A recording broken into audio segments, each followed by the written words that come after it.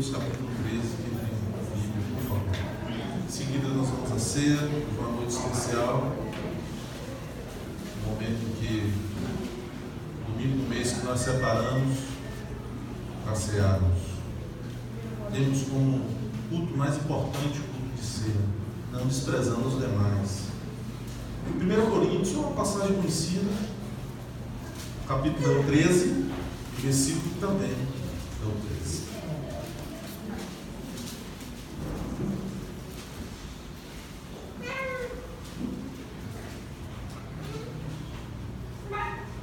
Posso ler?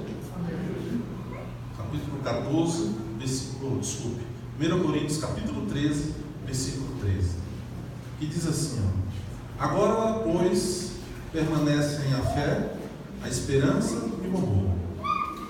Esses três, porém, o maior desses é o amor. Curva a sua cabeça, por gentileza. Deus, em nome de Jesus, essa é a tua palavra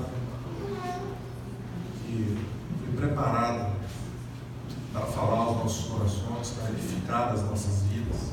Então, nesta hora, Senhor, eu quero te pedir que o Senhor retire, se porventura, tudo que venha nos impedir de alcançar esse objetivo, de sermos edificados pela tua palavra. Que possamos aprender nessa noite, que possamos ser alimentados, que saímos daqui, ó Deus, guardando essa palavra, que ela possa frutificar nos nossos corações e que ela seja aplicada na prática dos nossos dias. Que não adianta, Senhor, sentados na igreja, ouvirmos uma mensagem, mas ela não produzir em nós, não produzir um confronto, não produzir uma mudança. Ela precisa produzir isso em mim, em meus irmãos, em minhas irmãs que estão aqui nessa noite. Então o Senhor trouxe que Ele aprove, que o Senhor desejou no seu coração, e que assim, meu Deus, essa mensagem possa falar aos nossos corações. Queridos, essa é uma mensagem que não tem grandes surpresas, mas entendo que é importante porque ela pode ser aplicada no nosso dia a dia. Aliás, eu penso sempre assim, que se a palavra não for possível ela ser aplicada na prática do seu dia a dia, né, ela precisa ser revista. Isso precisa acontecer. E nesse texto aqui, Paulo vai falando do amor, e ele vai falando de uma forma diferenciada, né? Alguns conhecedores dizem que ele vai meio que trazendo um poema, mas no fundo não é isso não, é algo mais profundo que ele quer falar. Aí o versículo 11, vamos comigo, por favor. Do meu capítulo 13, versículo 11 diz assim: quando eu era menino, falava como menino, sentia como menino, pensava como menino. Mas quando cheguei a ser homem, desisti, ou deixei, depende da tradução aí, das coisas próprias de menino. Porque agora vemos como espelho obscuramente, então veremos face a face. Agora conheço em parte, então conhecerei como também sou conhecido. Ok, irmãos? Aqui, cidadão, Paulo apresenta três virtudes que todo cristão, todo crente tem que ter. Não é deva, ele tem que ter. Eu faria essa afirmação. Não é algo que é uma condição. Não, eu preciso. Se eu caminho com o Senhor, se um dia eu me converti, se eu tenho o Espírito Santo, se eu tenho um compromisso com o Senhor, essas virtudes serão vistas em mim. Amém, irmãos? Certo? Concordam? Discordam ou não conhecem? Vamos lá, vocês vão ver que, de fato, isso precisa ser manifesto nas nossas vidas. Observe no versículo 11. Ele começa a falar do passado, né? Ele faz, eu não vou entrar muito, digamos, na interpretação desse versículo não, mas ele começa a dizer que foi algo do passado. Numa época ele era menino, né? Ele fazia as coisas de menino, mas ele passou, esse período passou, e ele abandonou a infantilidade. Então ele trata de algo que foi do passado dele. Você poderia aplicar em vários momentos da sua vida, né? A maturidade, por exemplo, você poderia aplicar isso. Houve um tempo em que você fazia coisas que hoje você não faz mais, porque você amadureceu, né? Nós vamos revendo, né, a cada tempo as coisas das nossas vidas. Não é assim, irmãos? É assim que a vida é feita. E ele fala sobre isso. E não necessariamente, mas eu não quero me prender ao versículo. E ele diz então que cresceu e abandonou as coisas de menino. Passou, foi um período da vida dele que passou. Ele deixou de fazer aquilo.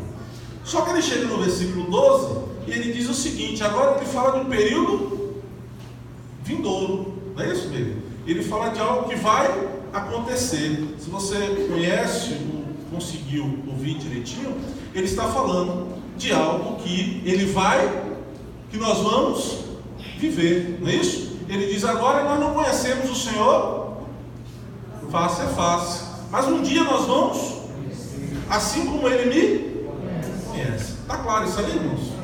Então veja, Bruno, ele falou um pouco, né, de uma condição passada, e ele fala de uma condição futura, entre esses dois versículos. Está certo aí, irmãos? Mas é o 13 que eu quero me prender um pouco. E é interessante, Pedro, que nessas virtudes, Paulo não trata só nessa carta aos Coríntios. Se você for ver Colossenses, me parece Tessalonicenses, ele também trata desses pontos de fé, esperança e amor. Ele não só trata disso aqui. E me parece que ele repete porque ele sabe que o crente verdadeiro, ele precisa manifestar, isso precisa ser, Johanna, frutos vistos nas nossas vidas no dia a dia. Amém, irmãos? Amém. Né? Essas três virtudes precisam ser manifestas nas nossas vidas. Mas voltando um pouco ao versículo 12: um dia conheceremos como hoje Ele nos conhece. Está claro isso aí, irmãos? Hoje nós não conhecemos o Senhor na plenitude. Quem já viu a face do Senhor, levanta a mão, por favor, para ver se o texto de Paulo está chocando. Alguém já viu? Claro, você pode dizer: eu já ouvi audivelmente, eu vou crer. Eu já vi manifestações do Senhor, eu já senti e sei quando o Senhor está falando. Bom, isso aí nós temos na Bíblia, e eu creio nas manifestações sem duvidar, porque temos experiências também nesse sentido. Mas veja, ainda que ele fala que como espelho, obscuramente, não é isso? Porque não podem, temos uma visão plena do Senhor, não é isso? Amém, irmãos? Mas ele diz que assim como porque ele conhece, ele sabe exatamente o que está passando na mente de Talita agora aqui, né? Se Talita está preocupada com o Tiago, com o Benjamin que está lá embaixo, né? Quando começa a sorrir assim é porque ele já ficou lá embaixo, né? Quando a mãe sobe assim mais sorridente, Carol, olha, porque já começou a ficar. Mas qualquer gritinho ela se assusta, né? E corre, né? Aquele negócio de mãe, né, Paulo? Isso é bom. Então, ele sabe exatamente, Talita, o que você passa, suas necessidades, ele conhece de forma completa. O que você está pensando agora, ele conhece. Diferente é você de Deus. Você não conhece Ele plenamente. Mas há uma promessa lá em Apocalipse, que um dia nós estaremos, né, com Deus eternamente. A Bíblia diz que o tabernáculo de Deus, a presença de Deus estará eternamente conosco. E ele fala de um corpo corruptível que irá mudar, não é isso? Uma nova mente, um novo coração. Então, para quem crê, há essa promessa de um dia você estar realmente com o Senhor. Mas o que Paulo está dizendo, irmão, que enquanto nós estivermos nessa terra, e distante de uma forma perfeita, ou seja, nós estamos imperfeitos. Por que, Dani, nós estamos imperfeitos? Nós pecamos. Pecamos, irmãos? Sim. Nós erramos, irmãos? Erramos. Então hoje, que nós não estamos não vivemos de uma forma plena nem perfeita, nós precisamos dessas virtudes para caminhar com o Senhor aqui na terra. Está melhorando o entendimento, irmãos? Está abrindo alguma coisa aí? Como eu não sou pleno no Senhor ainda, mas tenho uma promessa de ser, ele disse que eu preciso ter algumas virtudes aqui na terra para assim, de fato, caminhar com o Senhor. E essas virtudes precisam ser vistas, não só com palavras, mas com o nosso dia a dia. E ele destaca aqui essas três virtudes: fé, esperança e amor. E destaca aqui os três, o amor é o maior. O que é daí, irmãos? Fé. Ele inicia falando sobre fé. Fé na prática, Camila. A fé é aquilo que eu acredito. Não é isso, irmãos? Michel pode virar para Larissa e dizer que acredita em Y, né? E Larissa dizer a Michel que acredita em X. Né? Por exemplo, se você colocar, nós tivemos alguns debates, né? Vamos pegar aí, Carol, me dê um exemplo aí. A turma que acredita na criação, né? E a turma que acredita na evolução. Nós temos até um terceiro hoje, né? Terceira corrente que acredita tanto na criação como na evolução, ou a evolução como a continuidade da criação. Então você vai ver duas pessoas, cientistas, ou um teólogo, um cientista, que acreditam que a Terra, né, foram formadas de forma completamente diferente. Um pensa de um jeito, outro pensa do outro. Isso é fé, não é isso? A fé é aquilo que nós acreditamos. Mas observe, quando é, país, fé mesmo, né, é mais do que acreditar. Porque a minha vida é dirigida por aquilo. Amém? Tem pessoas que, por exemplo, elas são completamente direcionadas a dinheiro, né? A Bíblia fala que há pessoas que dependem de mamon, não é isso, irmãos? Ela vai sorrir, lhe abraçar e ser seu amigo, se ele tiver um retorno, você der algum tipo de retorno financeiro, porque o que move ele é mamon, é dinheiro. Não importa, se ele tiver passado por cima da mãe, do irmão, do pai, ele não é assim, irmãos? Não é nenhuma novidade para vocês. Então a fé dele, a esperança, o sustento dele, a vida dele está voltada para ele. Então tudo aquilo que pode gerar dinheiro na vida dele chama a sua atenção, porque a sua fé está envolvida naquilo. Amém, irmãos? Por exemplo, vou dar a minha, do que eu creio. Eu creio nisso aqui. Eu creio no reino de Deus. Eu creio em vidas que conhecem o Senhor, que são transformadas, que estão sendo preparadas para morar no céu. A minha fé está nisso, né? A minha fé está que Deus tem propósito com pessoas na terra, né? Ele criou, deu liberdade ao homem, e por amor Ele quer que esse homem venha para Ele e lhe propõe uma vida eterna. A minha fé está nisso. Eu já disse aqui e repito, eu não tenho nenhum desejo de riqueza, né? Dizem que há poder nas palavras, então eu estou dizendo, não tenho nenhum desejo de riqueza pessoal. A minha riqueza está no reino, e eu sei que pelo reino Ele vai me sustentar em todas as minhas necessidades. Mas veja que há pessoas que acreditam verdadeiramente em outras coisas, e acreditam tanto a ideia que aquilo se torna um alimento para a sua vida, não é isso? Se você tirar aquilo, pegar até coisas simples, o culto ao corpo, né? Tem pessoa que a sua fé está ali, ela sente que o que dá vida, o que dá a ela a motivação é um corpo bonito. Se ela perder aquilo, ela desmotiva. É assim, irmãos? Né? Então, agora, a fé espiritual, vamos puxar um pouquinho, uma fé mesmo que você crê na ação sobrenatural, e eu definiria que é aquilo que, mesmo você não tendo hoje, você tem uma convicção que um dia vai ter. Amém? Essa é a fé da intervenção sobrenatural. Renata, você não tem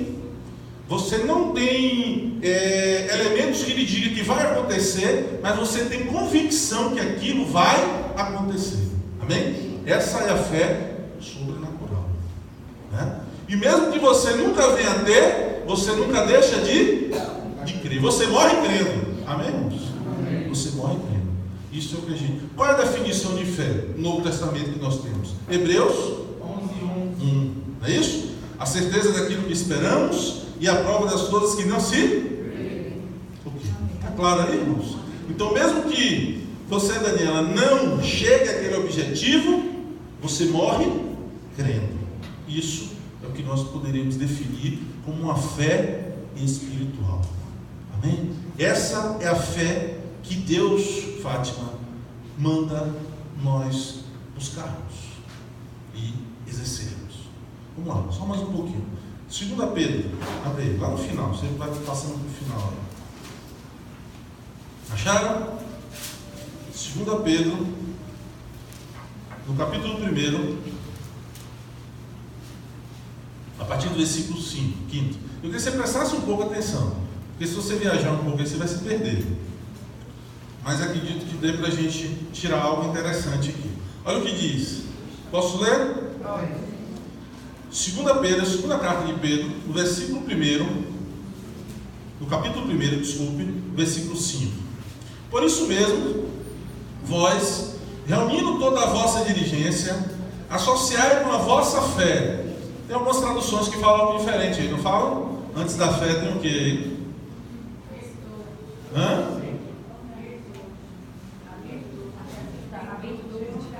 Mas antes da fé, a minha tem assim: associar com a vossa fé. Acrescentar. Ok. O que Paulo está se referindo é que você tem que estar ligado, vinculado à fé. Aí ele diz: vinculado a essa fé vem a virtude. Com a virtude com conhecimento, domínio, com domínio próprio e com a perseverança com a piedade e com a fraternidade. Esse último versículo 8. Porque essas coisas existindo em vós e em vós aumentando, fazem com que não sejais nem inativos. Alguma tradução fala inoperantes, não é isso? Inoperantes é melhor essa tradução. Nem infrutuosos, a minha, mas na verdade o que fica mais próximo do original é improdutivo ou improdutivos. Tá certo aí, irmãos? No pleno conhecimento do nosso Senhor Jesus. O que as Escrituras estão ensinando, irmãos? A partir da fé. A partir da fé, o conhecimento vem. É como ele estivesse dizendo assim, Tati: a partir de uma decisão em buscar a Deus e buscar fé, as coisas começam a acontecer na sua vida. É isso que ele está dizendo. A partir da fé vem o conhecimento. A partir da fé vem o domínio. A partir da fé vem a perseverança. A partir da fé vem a piedade, que é o amor. A fraternidade, o amor ao próximo. A partir da fé, nós deixamos de ter uma vida inoperante e improdutiva. Amém? É isso que ele está dizendo. Que tem muita coisa que não chega a você porque você não tem exercitado a fé. Vou fazer uma pergunta básica, não precisa de resposta. Por que geralmente nós abandonamos as coisas?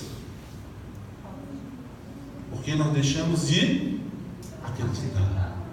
Tá certo? A pessoa casou, não acredita mais na outra, entende que não há mais restauração, né? Tem uma empresa, acredita que a empresa não consegue mais guinar. Não é nesse sentido, irmãos, que as coisas vão? Aí você vê até, Karine, ao ponto de uma pessoa dizer assim: mas a mãe abandonou o filho, não é isso? E quando nós ouvimos a mãe, ela diz assim: mas você não sabe como é a história, eu tentei de tudo, mas a pessoa não quer, e eu tive de abandonar, eu tive de botar numa instituição. Não é assim, irmãos? Então geralmente nós abandonamos uma coisa porque nós deixamos de crer. Estão entendendo? Está abrindo. Aí ele está dizendo: se faltar fé, realmente não chega nada a você. A Bíblia diz lá em Hebreus 11: o justo vive pela fé. Sem fé é impossível agradar a Deus. Eu preciso ter fé que Deus existe. Eu preciso crer nisso, que Ele está vivo e no controle da minha vida. Eu preciso ter fé, irmã Betinha, que o meu Senhor ainda opera milagres e prodígios. Eu preciso ter fé que Ele cuida da minha vida. Amém? Eu preciso ter fé que Deus, Ele se importa comigo. Eu preciso ter fé. Se isso morrer em mim, irmãos, de fato, explica as Escrituras que muita coisa não vai chegar ao meu coração. É a partir da fé que as coisas começam, é o que as Escrituras nos ensinam.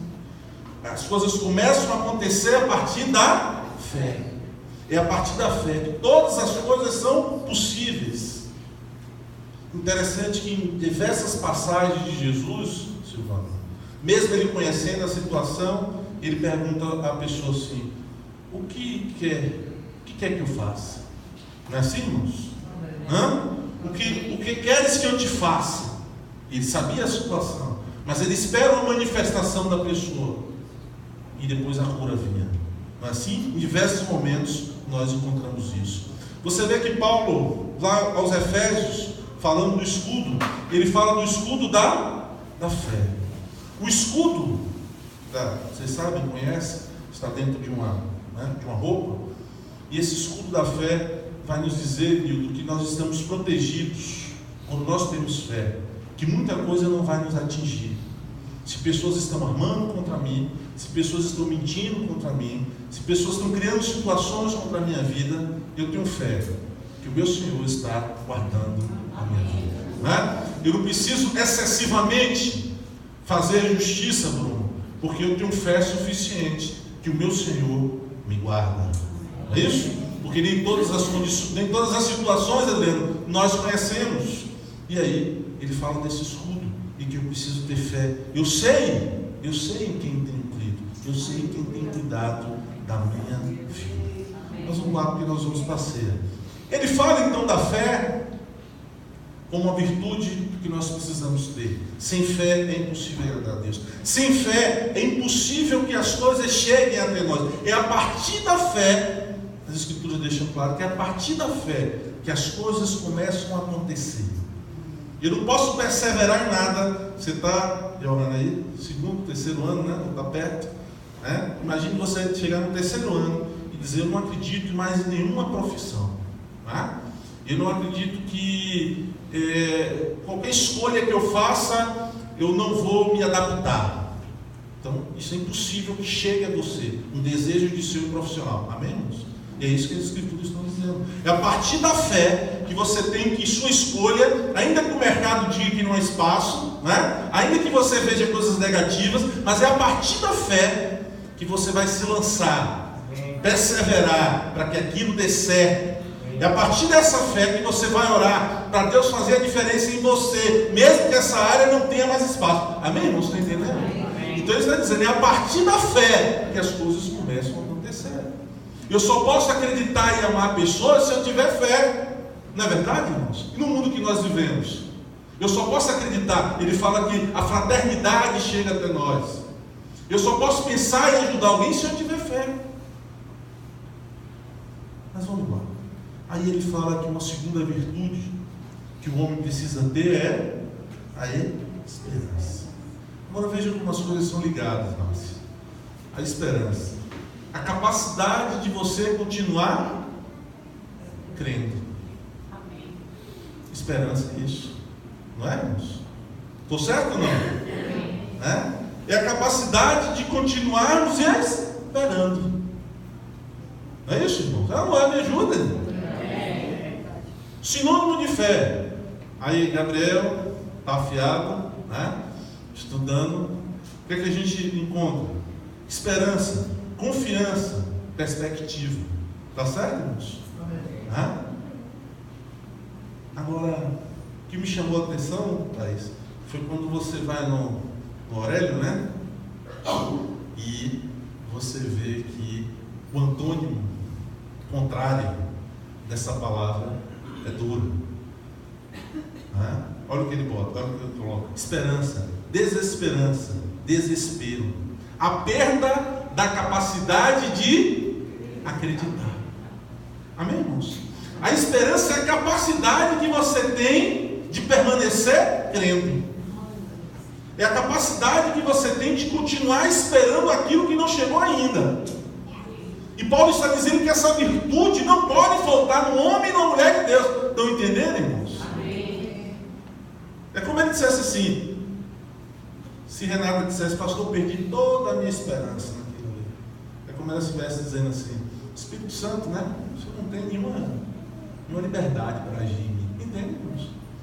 Porque ele está dizendo que quando eu tenho a presença do Senhor, eu tenho essas virtudes.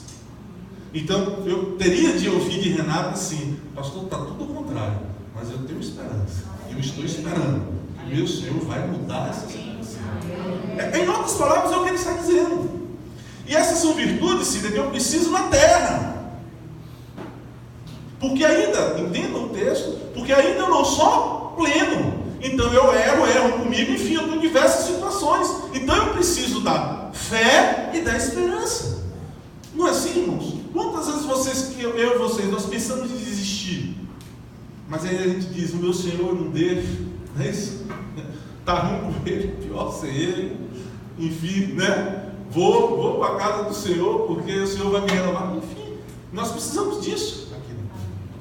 E ele está dizendo, se essa virtude não for vista na sua vida, me desculpe, mas você precisa conhecer o Senhor. Amém? Amém, irmãos? Amém. Vamos continuar um pouquinho. Então é você deixar de esperar, porque não acredita que algo novo pode acontecer. Lembra do que eu falei? A pessoa que não tem a virtude da fé e da esperança, ela se torna improdutiva. Amém, irmãos? Inoperante. Você pode até ir trabalhar naquele dia, você pode até conviver com as pessoas, mas na verdade o que você está fazendo é empurrando com a barriga, porque você não tem opção. Amém? Você não tem opção, então você está empurrando com a barriga, mas você não acredita em mais nada daquilo que você está vivendo. Tanto que tem pessoas que pirocam de uma hora para outra, não é assim? Porque ela continua empurrando com a barriga, mas ela não tem esperança mais nenhuma naquilo, ela não tem fé mais nada naquilo. Como ela se vê sem opção, uma hora, eu vou entrar muito por aqui, né? Deixar para cá, até psicólogo é isso. Mas aí, estoura a tampa do negócio, a pessoa pira. Amém? Mas não é assim? Por isso que Paulo está dizendo, se não houver essas virtudes plenas, em atividade da sua vida, você vai ter problema. Ou se torna aquele cara extremamente murmurador, né? Você não consegue ficar 10 minutos dele, porque ele reclama, tudo está negativo, tudo está ruim para ele. Aí você não consegue ficar junto dessa pessoa. Não é, irmãos? Amém, irmãos? Amém. Cadê o grilo, Sérgio? Então, eu falo sempre de sugestão, não é? Mas aqui eu vou mudar, eu vou botar conselho. Porque um conselho, você não deve criar esperança nem expectativa nos homens. E eu posso dizer isso, todo pastor pode dizer isso, né? Que vira e mexe, a gente toma uma paulada, né? Mas a paulada, geralmente, ele faz descer, mas depois faz subir, né? Porque o Senhor traz de novo. E é bom porque o ombro vai ficando duro. Pedro, com o passar dos anos, você vai sentindo menos. Não é bom, não queira sentir. Mas se você vai sentindo menos, vai. Mas eu acho que o seu pai é pastor, né, Bruno? E outras áreas também. Está aqui, na nossa área, é uma coisa que nós aprendemos, irmãos. É apoiar, né? Então, quer um conselho? Não coloque expectativa em homens. E nem em mim mesmo, até pelo professor e pastor. Nem em mim mesmo. Agora, quer um conselho? Coloque todas as suas expectativas no Senhor. Todas. Você pode colocar todas no Senhor. Ao mesmo tempo que você não deve colocar nenhuma no homem, você pode botar todas no Senhor. Tem uma coisa que é certa, Pedro, e a gente vê nas pessoas, conversando com a pessoa que ela, às vezes, ela sofre muito na vida, né? Já nasce tomando paulada, né? Assim, da família, do pai, daquelas histórias tristes, né? E essas pessoas, às vezes, elas têm uma dificuldade realmente de enxergar Deus. Porque ela fica tão desconfiada, ela se sentiu tanto desamor. Por exemplo, no lugar que a gente foi ontem, né, Karina? Então você chega para uma pessoa daquela, você tem que explicar qual a motivação para eu crer, qual a motivação que eu tenho de expectativa em Deus, se tudo para mim foi ruim até hoje. Entendem, irmãos? Né? Como é que eu vou crer, se tudo foi ruim para mim até hoje? Mas na verdade você pode lançar todas as suas expectativas no Senhor. Todas. Porque para Ele tudo é possível. Né? Para Ele tudo é possível. Vamos lá, para a gente concluir, para ir para a ceia. Por fim, aí Paulo fala do amor. E coloca aqui o amor é o maior dessas virtudes. Agora, analise comigo. A princípio, é mais conveniente, Mariana, é mais positivo para mim, enriquece mais para mim a fé e a esperança, porque essas duas virtudes me ajudam nos problemas, tá certo? Não é isso, irmãos? Agora, por quê? Paulo faz o contrário. Ele coloca que o amor é maior do que os outros dois. E a questão do amor ser maior do que os outros dois, ele sabe o que está falando. A fé e a esperança são duas virtudes, Tati, que me beneficiam. Amém? Não ficou claro isso aqui? E vocês sabem disso. Se vocês andarem nessa terra sem fé e sem esperança, vocês não chegam a lugar nenhum. Só que o amor é um benefício que não é para mim, é para o outro. E aí fica mais difícil. Estou certo ou não? As duas virtudes servem para mim, Daniel, mas o amor serve para o próximo. E aí, na prática, nós sabemos que isso fica bem mais difícil. Por isso que ele diz, esse é o maior. Se você tiver esse, você está um nível acima das outras pessoas. Porque a fé e a esperança não é tão difícil, porque nós precisamos nos proteger. Então é como um dispositivo que a gente tem. Mas o amor não. O amor é em favor dos outros. A fé e a esperança revela a minha imperfeição, revela que eu sou incompleto. Não é? A todo momento eu preciso, porque eu erro. Eu vou fazer uma prova. Pronto, vocês que estão fazendo prova. Eu fiz uma prova.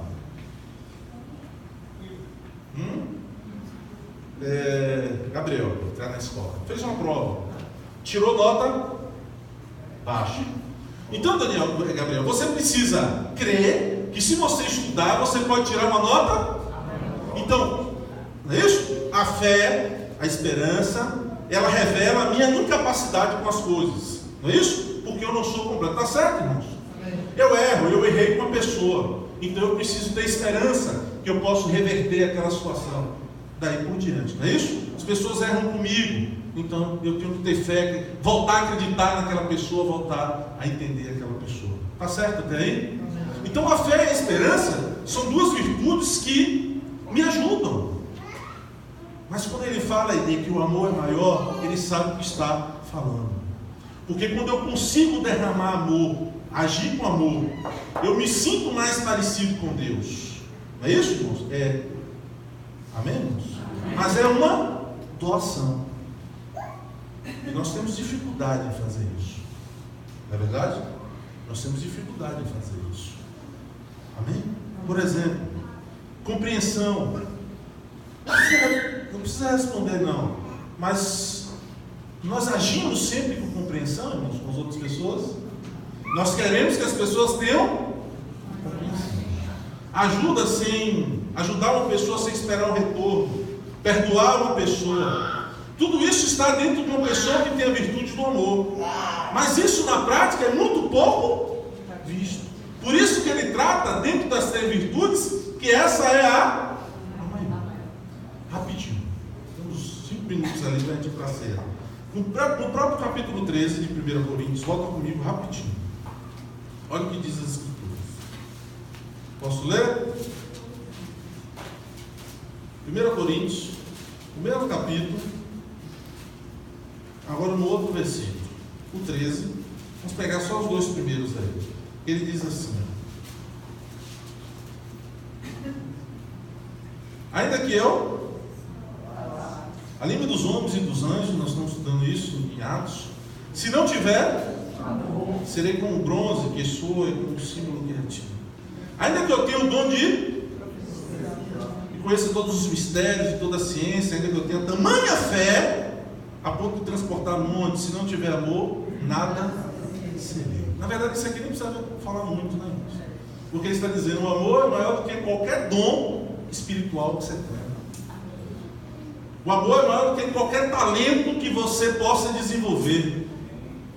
Interessante que, lendo algumas coisas há uns dias, eu me encontrei algo que eu achei bem interessante. Cientificamente, vamos colocar assim, comprovado, né? A pessoa, quando ama, ela é feliz. Você sabe disso, né? Quando ama, não é só no sentido do amor eros, não. O filhos, por exemplo.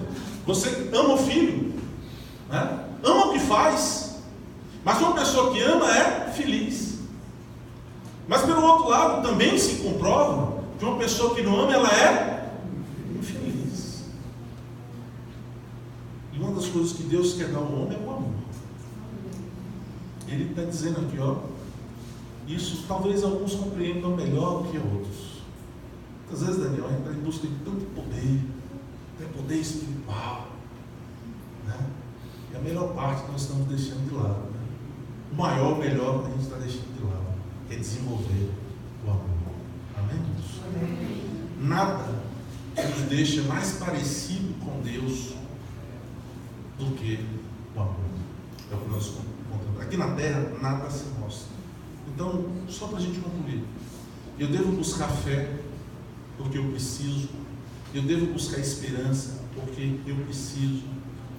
Mas eu preciso também buscar o amor de Deus. Eu preciso desenvolver.